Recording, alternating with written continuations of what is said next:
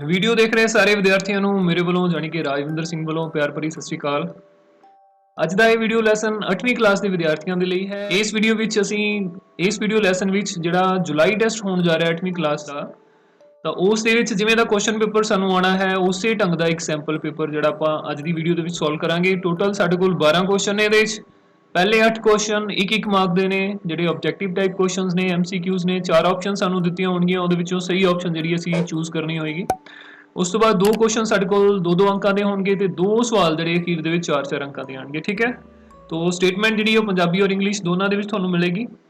तो आओ देखते हैं ਆਪਾਂ ਅੱਜ ਦਾ ਪਹਿਲਾ ਸਵਾਲ ਤੇ ਇੱਕ ਇੱਕ ਕਰਕੇ ਇਹਨਾਂ ਸਵਾਲਾਂ ਨੂੰ ਤੁਸੀਂ ਵੀ ਨਾਲ-ਨਾਲ ਹੱਲ ਕਰਨਾ ਹੈ।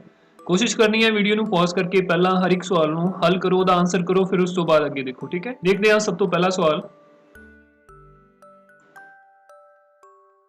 तो ਅੱਜ ਦਾ ਸਾਡੇ ਕੋਲ ਪਹਿਲਾ ਸਵਾਲ ਹੈ, ਕਿਸੇ ਪੰਜਭੁਜ ਦੇ ਬਾਹਰੀ ਕੋਣਾਂ ਦਾ ਜੋੜ ਕਿੰਨਾ ਹੋਵੇਗਾ।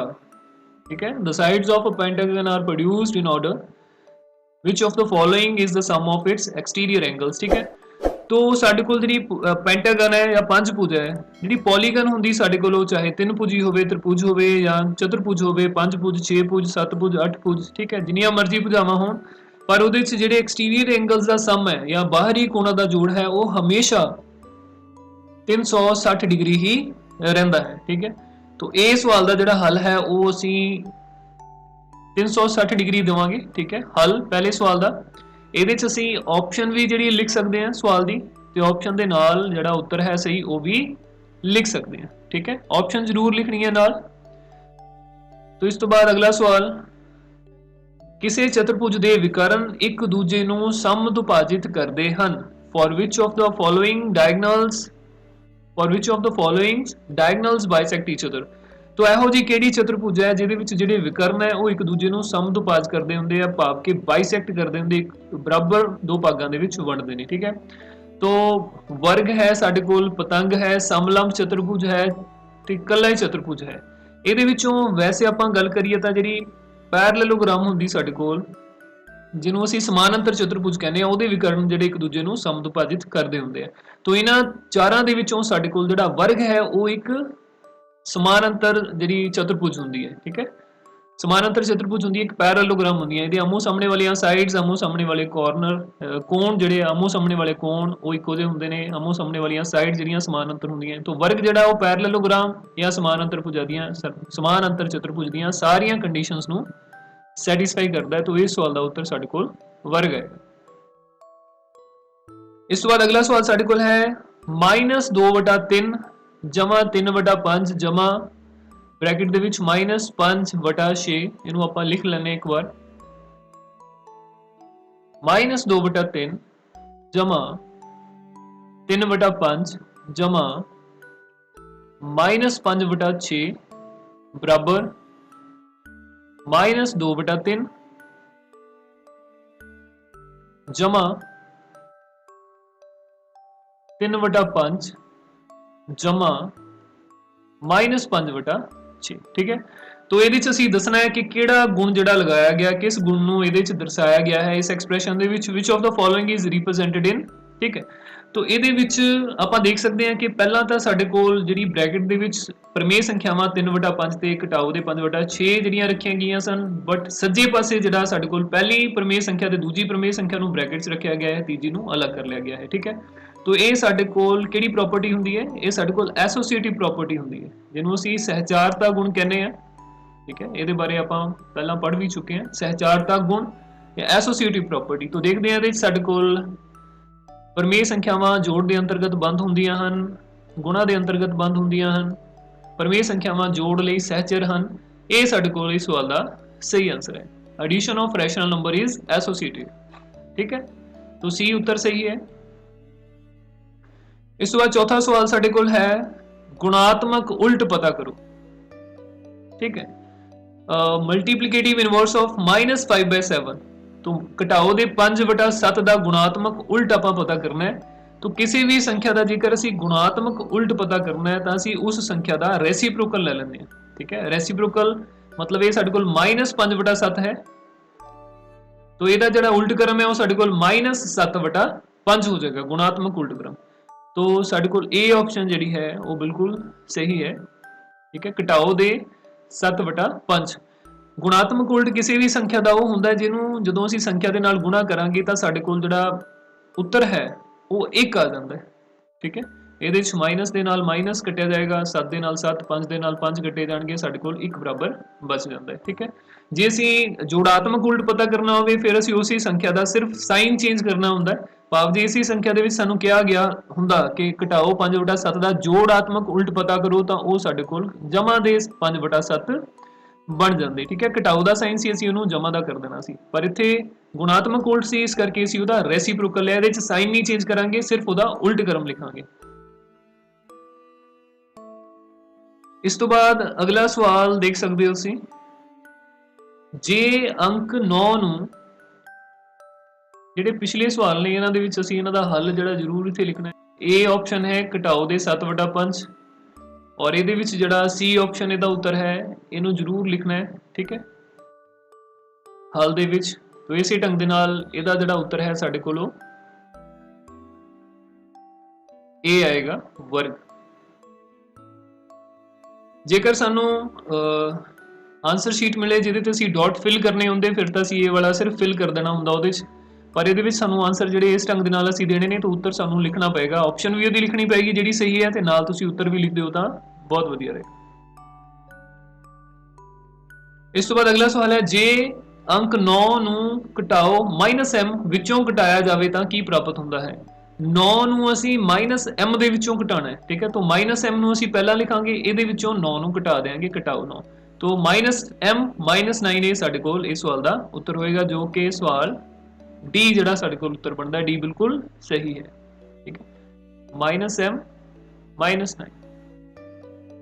अगला क्वेश्चन साडे कोल है, जेकर कोई संख्या 2 ਅਤੇ 3 ਨਾਲ ਭਾਜਯੋਗ ਹੈ ਤਾਂ ਉਹ 6 ਨਾਲ ਵੀ ਭਾਜਯੋਗ ਹੋਵੇਗੀ, ਸही ਜਾਂ ਗਲਤ। ਜਿਹੜੀ ਵੀ ਸੰਖਿਆ 2 ਅਤੇ 3 ਦੋਨਾਂ ਨਾਲ ਭਾਜਯੋਗ ਹੈ, 2 ਤੇ 3 ਦੋਨੋਂ ਪ੍ਰਾਈਮ ਨੰਬਰ ਨੇ, ਕੋ ਪ੍ਰਾਈਮ ਨੰਬਰ ਨੇ, ਇਹਨਾਂ ਦੇ ਵਿੱਚ ਹੋਰ ਸਾਂਝਾ ਕੁਝ ਵੀ ਨਹੀਂ ਹੈ। ਠੀਕ ਹੈ। ਤਾਂ ਉਹ ਸੰਖਿਆ ਬਿਲਕੁਲ 6 ਦੇ ਨਾਲ ਵੀ ਭਾਜਯੋਗ ਹੋਵੇਗੀ। ਤਾਂ ਇਹ ਦਾ ਸਾਡੇ ਕੋਲ ਜਿਹੜਾ ਉੱਤਰ ਹੈ ਉਹ ਸਹੀ ਹੈ, ਟਰੂ ਹੈ। इस तो बाद अगला सवाल है, संख्या 1 का उल्ट क्रम की होवेगा, what will be the reciprocal of 1। 1 का उल्ट क्रम करांगे, 1 ਨੂੰ ਅਸੀਂ ਲਿਖ ਸਕਦੇ ਹਾਂ 1/1। ਠੀਕ ਹੈ। 1/1 ਨੂੰ ਉਲਟਾਵਾਂਗੇ ਤਾਂ ਉਹ ਫਿਰ ਸਾਡੇ ਕੋਲ 1/1 ਭਾਵ 1 ਹੀ ਬਣੇਗਾ। ਅਗਲਾ ਸਵਾਲ ਸਾਡੇ ਕੋਲ ਹੈ 8ਵਾਂ, 6 ਬਰਾਬਰ z ਜਮਾ 2। तो ਇਹਦੇ ਵਿੱਚੋਂ z ਦੀ ਜੇਕਰ ਕੀਮਤ ਪਤਾ ਕਰਨੀ ਹੋਵੇ ਤਾਂ 2 ਨੂੰ ਅਸੀਂ ਸੱਜੇ ਪਾਸੇ ਤੋਂ ਖੱਬੇ ਪਾਸੇ ਸ਼ਿਫਟ ਕਰ ਦਾਂਗੇ। ਠੀਕ ਹੈ। तो 6 इधर रहेगा, 2 इधर आगे, 6 ਦੇ ਵਿੱਚੋਂ ਮਾਈਨਸ ਹੋ ਜਾਏਗਾ, ਬਰਾਬਰ ਸਾਡੇ ਕੋਲ z ਆ ਜਾਏਗਾ। ਠੀਕ ਹੈ। तो ਇਹ ਬਣੇਗਾ 4 ਬਰਾਬਰ z, ਭਾਵ z ਦੀ ਜਿਹੜੀ ਕੀਮਤ ਹੈ ਉਹ ਸਾਡੇ ਕੋਲ ਕੀ ਹੋਏਗੀ, 4। तो ਇਹਦਾ ਜਿਹੜਾ ਉੱਤਰ ਹੈ ਸਾਡੇ ਕੋਲ ਇਸ ਸਵਾਲ ਦਾ ਸਹੀ ਉੱਤਰ ਉਹ ਕੀ ਬਣੇਗਾ, ਆਪਸ਼ਨ ਸੀ। ठीक है। सॉरी, सी ऑप्शन बनेगा 4। इस तो बाद अगला 9वां सवाल है, जे 3 अंकों की संख्या 34x ਨੂੰ 3 ਨਾਲ ਵੰਡਿਆ ਜਾ ਸਕਦਾ ਹੈ ਤਾਂ x ਦਾ ਮੁੱਲ ਪਤਾ ਕਰੋ। ਹੱਲ। ਹੁਣ ਇਹ ਸਾਡੇ ਕੋਲ 2 ਅੰਕਾਂ ਵਾਲੇ ਸਵਾਲ ਜਿਹੜੇ ਸ਼ੁਰੂ ਹੋ ਗਏ ਨੇ 9 ਤੋਂ 8 ਤੱਕ ਸਾਡੇ ਕੋਲ ਸਾਰੇ ਸਵਾਲ ਜਿਹੜੇ ਉਹ ਇੱਕ ਇੱਕ ਅੰਕ ਦੇ ਸੀਗੇ। 34 ਇਹ ਸਾਡੇ ਕੋਲ ਹੈ 3 4x, ਭਾਵੇਂ ਸਾਡੇ ਕੋਲ 3 ਅੰਕਾਂ ਦੀ ਸੰਖਿਆ ਹੈ ਜਿਹਦੇ ਵਿੱਚ ਤੀਜਾ ਅੰਕ ਜਿਹੜਾ ਉਹ ਸਾਨੂੰ ਨਹੀਂ ਪਤਾ, ਇਕਾਈ ਦਾ ਅੰਕ ਸਾਨੂੰ ਨਹੀਂ ਪਤਾ, ਦਹਾਈ ਦਾ ਅੰਕ ਸਾਡੇ ਕੋਲ 4 ਹੈ ਤੇ ਸੈਂਕੜੇ ਵਾਲਾ ਅੰਕ ਸਾਡੇ ਕੋਲ 3 ਹੈ। ਇਹ ਸੰਖਿਆ 3 ਨਾਲ ਭਾਜਯੋਗ ਹੈ। ਸੰਖਿਆ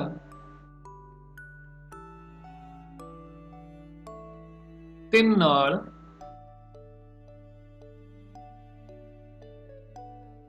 ਭਾਜਯੋਗ ਹੈ।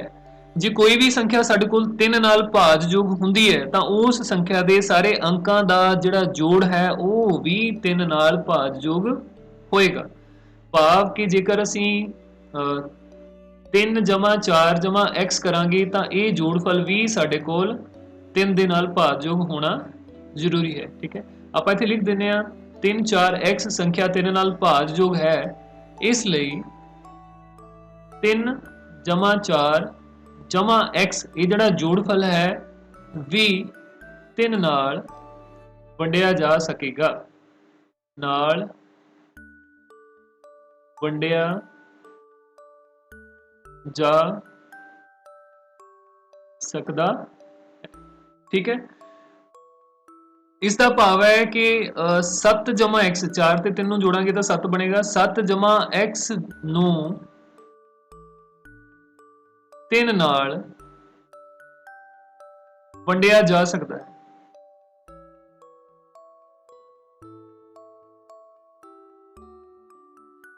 ਠੀਕ ਹੈ, ਤੋ 7 ਦੇ ਵਿੱਚ ਇਹੋ ਜੀ ਅਸੀਂ ਕਿਹੜੀ ਸੰਖਿਆ ਜੋੜੀਏ ਤਾਂ ਕਿ ਜਿਹੜਾ ਇਹ ਜੋੜਫਲ ਹੈ ਉਹ ਸਾਡੇ ਕੋਲ 3 ਦੇ ਪਹਾੜੇ ਵਿੱਚ ਆਵੇ। ਠੀਕ ਹੈ, ਤੋ ਇਹਦੇ ਵਿੱਚ ਤੁਸੀਂ ਦੇਖ ਸਕਦੇ ਹੋ ਹੁਣ ਇਹਦੇ ਵਿੱਚ ਸਾਡੇ ਕੋਲ ਜਿਹੜੇ ਅੱਗੇ ਕੇਸ ਬਣਦੇ ਉਹ 3 ਕੇਸ ਬਣਨਗੇ। ਠੀਕ ਹੈ, ਜੇਕਰ 7 ਜਮਾ x 3 ਨਾਲ ਵੰਡਿਆ ਜਾ ਸਕਦਾ ਹੈ ਤਾਂ 7 ਜਮਾ x ਦੀ ਜਿਹੜੀ ਕੀਮਤ ਹੈ ਉਹ 9 ਵੀ ਹੋ ਸਕਦੀ ਹੈ ਕਿਉਂਕਿ 9 ਵੀ 3 ਦੇ ਪਹਾੜੇ ਚ ਆਉਂਦਾ ਹੈ। ਇਹਨਾਂ ਦਾ ਜੋੜ 12 ਵੀ ਹੋ ਸਕਦਾ ਹੈ ਤੇ ਇਹਨਾਂ ਦਾ ਜੋੜ ਜਿਹੜਾ ਸਾਡੇ ਕੋਲ ਉਹ 15 ਵੀ ਹੋ ਸਕਦਾ ਹੈ। ਠੀਕ ਹੈ, ਸੋ 7 ਜਮਾ x संख्या 9 ਜਾਂ 12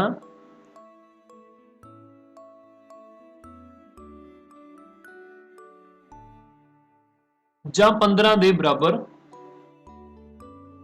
ਹੋਵੇਗਾ।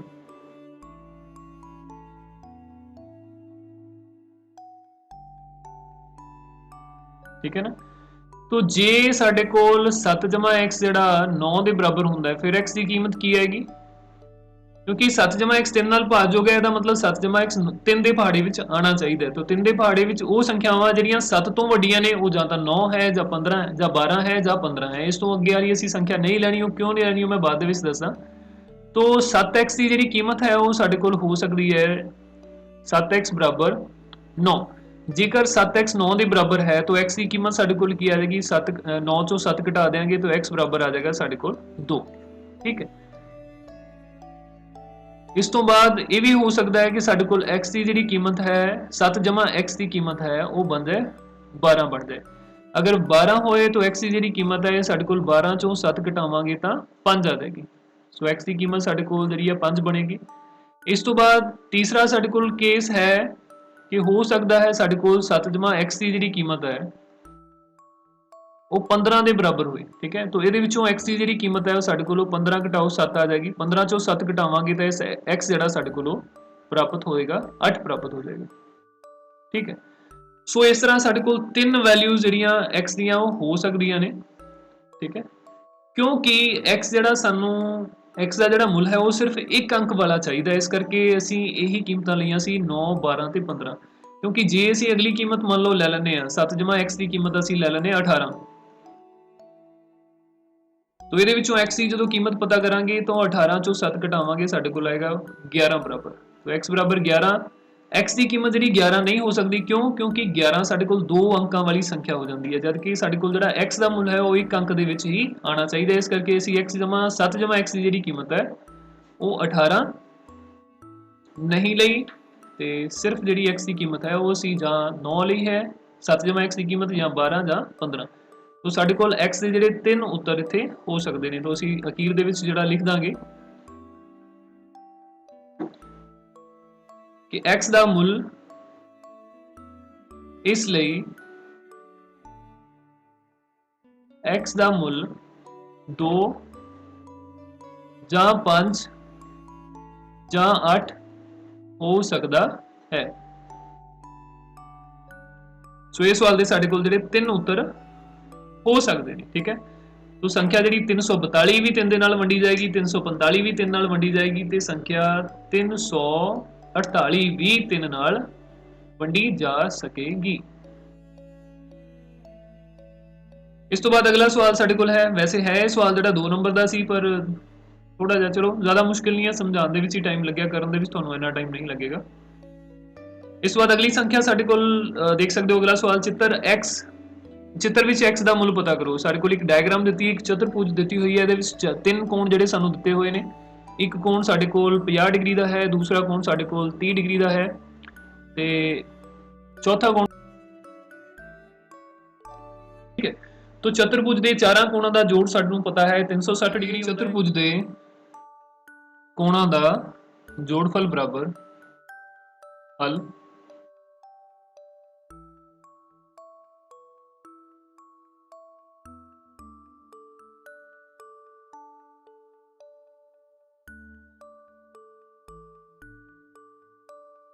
ਇਹ ਸਾਡੇ ਕੋਲ ਹੁੰਦਾ ਹੈ 360 डिग्री। ठीक है, तो कोण ਸਾਡੇ ਕੋਲ ਕਿਹੜੇ-ਕਿਹੜੇ ਨੇ? ਇੱਕ ਕੋਣ ਸਾਡੇ ਕੋਲ x ਹੈ, ਦੂਸਰਾ ਕੋਣ ਸਾਡੇ ਕੋਲ 120 डिग्री है, ਇੱਕ ਕੋਣ ਸਾਡੇ ਕੋਲ 130 डिग्री है ਤੇ ਇੱਕ ਕੋਣ ਸਾਡੇ ਕੋਲ 50 डिग्री है बराबर 360 डिग्री। तो x जमा ये ਤਿੰਨਾਂ ਕੋਣਾਂ ਦਾ ਜਿਹੜਾ ਜੋੜਫਲ ਹੈ ਉਹ ਸਾਡੇ ਕੋਲ ਬਣੇਗਾ 300 डिग्री। ठीक है, क्योंकि 120 ਤੇ 130 ਸਾਡੇ ਕੋਲ 250 ਹੋ ਜਾਣਗੇ, 250 ਤੇ 50 300 डिग्री ਹੋ ਜਾਣਗੇ। तो x की कीमत ਅਸੀਂ बड़ी आसानी ਦੇ ਨਾਲ पता कर सकते हैं। 360 ਦੇ ਵਿੱਚੋਂ ਇਹ 300 ਦੂਜੇ ਪਾਸੇ ले जाके ਅਸੀਂ माइनस कर देंगे, तो x बराबर ਸਾਡੇ ਕੋਲ 60 डिग्री बन जाएगा। ठीक है, तो ਇਹ ਹੀ ਸਾਡੇ ਕੋਲ ਇਸ ਸਵਾਲ ਦਾ ਉੱਤਰ ਹੈ। ਇਸ ਢੰਗ ਦੇ ਨਾਲ ਕਰ ਦੋਗੇ ਤਾਂ 2 ਅੰਕ ਤੁਹਾਡੇ ਪੱਕੇ ਨੇ। ਇਸ ਤੋਂ ਬਾਅਦ ਅਗਲਾ 11ਵਾਂ ਸਵਾਲ ਸਾਡੇ ਕੋਲ ਹੈ, ਕਿਸੇ ਸਮਾਨ ਅੰਤਰ ਚਤੁਰਭੁਜ ਦੇ ਦੋ ਲਾਗਵੇਂ ਕੋਣਾਂ ਦਾ ਅਨੁਪਾਤ 4 ਅਨੁਪਾਤ ਅਤੇ 5 4 ਅਨੁਪਾਤ 5 ਹੈ। ਇਸ ਦੇ ਸਾਰੇ ਕੋਣ ਪਤਾ ਕਰੋ। The adjacent angles of a parallelogram are in the ratio 4:5। find the angles। ठीक है, तो ਇਹਦੇ ਵਿੱਚ ਸਾਡੇ ਕੋਲ ਇਹ ਗੁਣ ਲੱਗੇਗਾ ਕਿ ਸਮਾਨ ਅੰਤਰ ਚਤੁਰਭੁਜ ਦੇ ਲਾਗਵੇਂ ਕੋਣਾਂ ਦਾ ਜਿਹੜਾ ਜੋੜ ਹੈ ਸਾਡੇ ਕੋਲ 180 ਡਿਗਰੀ ਹੁੰਦਾ ਹੈ। तो ਇਹਦੇ ਵਿੱਚ ਮੰਨ ਲਓ ਪਹਿਲਾ ਕੋਣ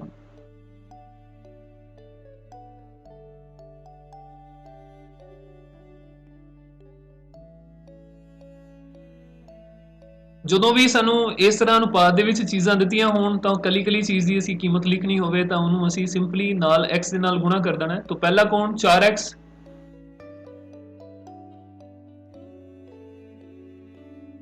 दूसरा कोण 5x। ठीक है, समान अंतर चतुर्भुज ਦੇ ਲਾਗਵੇਂ ਕੋਣਾਂ ਦਾ ਜੋੜ ਹਮੇਸ਼ਾ 180 ਡਿਗਰੀ ਹੁੰਦਾ ਹੈ। ठीक है, तो ਇੱਥੇ ਅਸੀਂ ਲਿਖਾਂਗੇ 4x + 5x बराबर 180 डिग्री।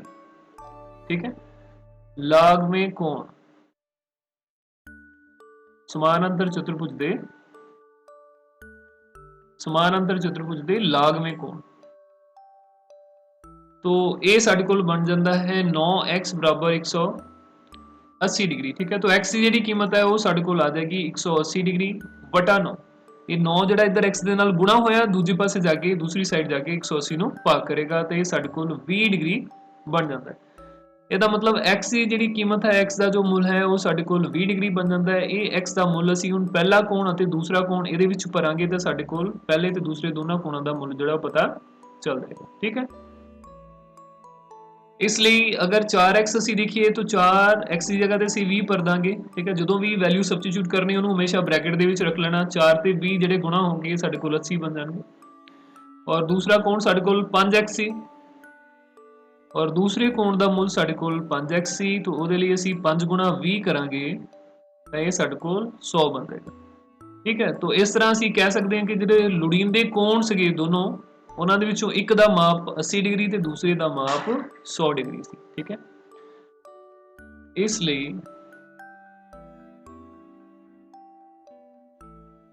ਲੋੜੀਂਦੇ ਕੋਣ 80 डिग्री ਅਤੇ 100 डिग्री ਹਨ। ठीक है ਬੱਚਿਓ, ਇਸ ਤੋਂ ਬਾਅਦ ਇਸ ਟੈਸਟ ਦਾ ਆਖਰੀ ਕੁਐਸਚਨ ਅਸੀਂ ਦੇਖਦੇ ਹਾਂ। 12ਵਾਂ ਕੁਐਸਚਨ ਸਾਡੇ ਕੋਲ ਹੈ ਸਮੀਕਰਨ ਹੱਲ ਕਰੋ। तो ਇਹ ਸਾਨੂੰ ਸਮੀਕਰਨ ਜਿਹੜੀ ਦਿੱਤੀ ਗਈ ਹੈ ਇਹਨੂੰ ਅਸੀਂ ਹੱਲ ਕਰਾਂਗੇ। ਸਮੀਕਰਨ ਹੈ 3 ਬ੍ਰੈਕਟ ਦੇ ਵਿੱਚ ਸਾਡੇ ਕੋਲ t - 3 = 5 × 2 t + 1। ठीक है, तो 3 ਨੂੰ ਪਹਿਲਾਂ ਮਲਟੀਪਲਾਈ ਕਰਾਂਗੇ, 3 ਨੂੰ t ਨਾਲ ਕਰੋ ਤਾਂ ਇਹ ਸਾਡੇ ਕੋਲ 3t ਬਣ ਜਾਏਗਾ, -3 ਨੂੰ 3 ਨਾਲ ਕਰੋ 3 × 9 ਬਣ ਜਾਏਗਾ। ठीक है, 5 ਨੂੰ 2 ਦੇ ਨਾਲ ਕਰਾਂਗੇ ਸਾਡੇ ਕੋਲ 10t ਆ ਜਾਏਗਾ, ਫਿਰ 5 ਨੂੰ 1 ਨਾਲ ਕਰਾਂਗੇ ਤਾਂ ਇਹ ਸਾਡੇ ਕੋਲ 5 ਆ ਜਾਏਗਾ। तो ਇਸ ਤੋਂ ਬਾਅਦ t ਵਾਲੇ ਜਿਹੜੇ ਪਦ ਨੇ ਉਹਨਾਂ ਨੂੰ ਅਸੀਂ ਇੱਕ ਪਾਸੇ ਕਰ ਲਾਂਗੇ ਤੇ ਜਿਹੜੇ ਅਚਲ ਪਦ ਨੇ ਉਹਨਾਂ ਨੂੰ ਦੂਜੇ ਪਾਸੇ ਸ਼ਿਫਟ ਕਰ ਲਾਂਗੇ। तो 3t ਸਾਡੇ ਕੋਲ ਪਹਿਲਾਂ ਹੀ ਇੱਧਰ ਹੈ, 10t ਨੂੰ ਅਸੀਂ ਸੱਜੇ ਪਾਸੇ ਲੈ ਕੇ ਆਵਾਂਗੇ, ਸਾਡੇ ਕੋਲ ਘਟਾਓ ਦਾ ਹੋ ਜਾਏਗਾ ਕਿਉਂਕਿ ਜਦੋਂ ਵੀ ਕਿਸੇ ਸੰਖਿਆ ਨੂੰ ਅਸੀਂ ਦੂਜੇ ਪਾਸੇ ਸ਼ਿਫਟ ਕਰਦੇ ਹਾਂ, ਜਦੋਂ ਵੀ ਕਿਸੇ ਸੰਖਿਆ ਨੂੰ ਅਸੀਂ ਦੂਜੇ ਪਾਸੇ ਸ਼ਿਫਟ ਕਰਦੇ ਹਾਂ ਤਾਂ ਉਹਦਾ ਸਾਈਨ ਜਿਹੜਾ ਚੇਂਜ ਹੋ ਜਾਂਦਾ ਹੈ। ਅਗਰ ਉਹ ਪਲੱਸ ਹੈ ਤਾਂ ਮਾਈਨਸ ਹੋ ਜਾਏਗਾ, ਮਾਈਨਸ ਹੈ ਤਾਂ ਪਲੱਸ ਹੋ ਜਾਏਗਾ। ਠੀਕ ਹੈ, 10t ਸਾਡੇ ਕੋਲ ਇੱਧਰ ਜਮਾ ਦਾ ਸੀ, ਇਹ ਖੱਬੇ ਪਾਸੇ ਘਟਾਓ ਦਾ ਹੋ ਗਿਆ। 9 ਜਿਹੜਾ ਸਾਡੇ ਕੋਲ ਇਸ ਸਾਈਡ ਘਟਾਓ ਦਾ ਹੈ, ਇਹਨੂੰ ਜਦੋਂ ਅਸੀਂ ਦੂਜੇ ਪਾਸੇ ਲੈ ਕੇ ਜਾਵਾਂਗੇ ਤਾਂ ਜਮਾ ਦਾ ਹੋ ਜਾਏਗਾ। ਸੱਜੇ ਪਾਸੇ ਸਾਡੇ ਕੋਲ 5 ਬਚਦਾ ਹੈ ਕਿਉਂਕਿ 10t ਇੱਧਰ ਚਲਾ ਗਿਆ, ਤਾਂ 9 ਜਮਾ 9 ਪਿੱਛੇ ਹੋ ਜਾਏਗਾ। तो 10 ਦੇ ਵਿੱਚੋਂ ਜਦੋਂ ਅਸੀਂ 3 ਘਟਾਣੇ ਆ 10 - 3 ਇਹ ਸਾਡੇ ਕੋਲ 7 ਹੁੰਦਾ ਹੈ, ਪਰ ਜਦੋਂ ਅਸੀਂ 3 ਦੇ ਵਿੱਚੋਂ 10 ਘਟਾਉਣਾ ਹੋਵੇ ਤਾਂ ਇਹਨੂੰ ਸਾਡੇ ਕੋਲ ਘਟਾਓ ਉਹਦੇ 7 ਲਿਖਣਾ ਪਵੇਗਾ। ਠੀਕ ਹੈ, ਛੋਟੀ ਸੰਖਿਆ ਦੇ ਵਿੱਚੋਂ ਵੱਡੀ ਸੰਖਿਆ ਘਟਾਈ ਜਾ ਰਹੀ ਹੈ, ਸਾਡੇ ਕੋਲ ਮਾਈਨਸ ਦੇ 7 ਆਣਗੇ ਔਰ ਸਾਈਨ ਜਾਂ ਕਹਿ ਲਓ ਕਿ ਜਿਹੜਾ ਵੱਡੀ ਸੰਖਿਆ ਦੇ ਅੱਗੇ ਸਾਈਨ ਹੁੰਦਾ ਉਹੀ ਸਾਈਨ ਅਸੀਂ ਯੂਜ਼ ਕਰਨਾ ਹੁੰਦਾ। ਠੀਕ ਹੈ, ਔਰ ਖੱਬੇ ਪਾਸੇ ਤੁਹਾਡੇ ਕੋਲ 9 - 4 ਇਹ 14 ਬਣ ਜਾਏਗਾ। तो t ਦੀ ਕੀਮਤ ਪਤਾ ਕਰਨ ਲਈ ਘਟਾਓ ਦੇ 7 ਨੂੰ ਅਸੀਂ ਦੂਜੇ ਪਾਸੇ ਲੈ ਕੇ ਜਾਵਾਂਗੇ, ਦੂਜੇ ਪਾਸੇ 14 ਨੂੰ ਭਾਗ ਕਰੇਗਾ। ਠੀਕ ਹੈ, तो ਘਟਾਓ ਦਾ ਸਾਈਨ ਕਿਉਂਕਿ ਸਿਰਫ ਹਰ ਦੇ ਨਾਲ ਹੈ, ਇਸ ਕਰਕੇ ਸਾਡੇ ਕੋਲ ਉੱਤਰ ਜਿਹੜਾ ਘਟਾਓ ਦਾ ਆਏਗਾ 14 ਨੂੰ 7 ਨਾਲ ਭਾਗ ਕਰਾਂਗੇ ਤਾਂ 2 ਜਿਹੜਾ ਸਾਨੂੰ ਪ੍ਰਾਪਤ ਹੁੰਦਾ ਹੈ। तो t ਬਰਾਬਰ -2 ਇਹ ਸਾਡੇ ਕੋਲ ਇਸ ਸਮੀਕਰਨ ਦਾ ਹੱਲ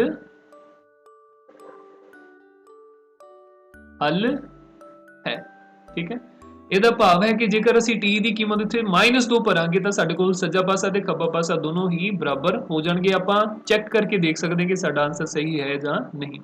ਇੱਥੇ 3 t ਦੀ ਜਗ੍ਹਾ ਤੇ -2 ਭਰਾਂਗੇ, ਫਿਰ -3 ਹੈ ਸਾਡੇ ਕੋਲ, ਦੂਜੇ ਪਾਸੇ 5 और 2 t ਦੀ ਜਗ੍ਹਾ ਤੇ -2 ਭਰਾਂਗੇ ਜਮਾ 1। ठीक है, तो -5 है, -5 ਨੂੰ 3 ਨਾਲ ਕਰਾਂਗੇ ਸਾਡੇ ਕੋਲ माइनस से 15 बन जाएगा। सज्जे पासे अगर असी देखिए तो 5 है, अंदर साढ़े कोल माइनस से 4 जमा 1 बनेगा और इनू फिर हल करांगे तो 5 ये साढ़े कोल अंदर माइनस से 3 हो जाएंगे ते 5 × 15 फिर साढ़े कोल माइनस से 15। तो आप देखा सज्जा पासा ते खब्बा पासा दोनों साढ़े कोल जिहड़े बराबर बन जाते हैं इस सवाल के लिए।